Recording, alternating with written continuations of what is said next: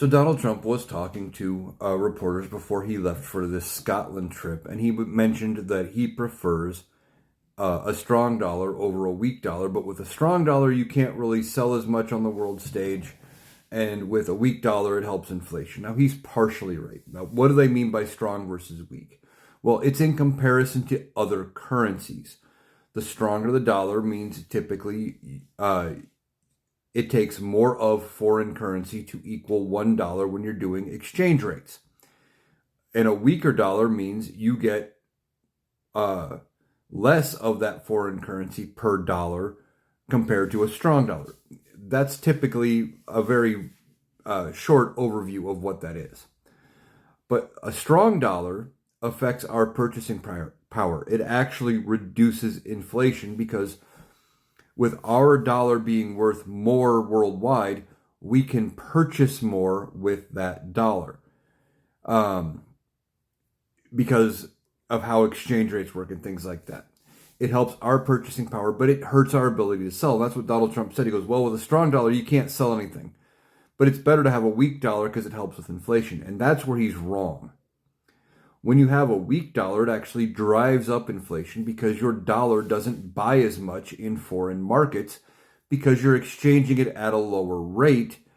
So the equivalency isn't as high.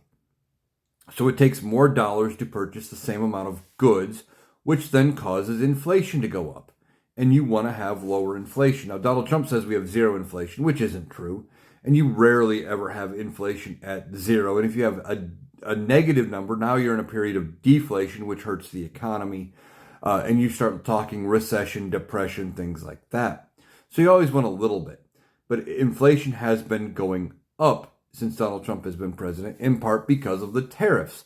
Those tariffs are fees added on to the cost of imports, which is making goods more expensive domestically, but it's hurting our purchasing power worldwide.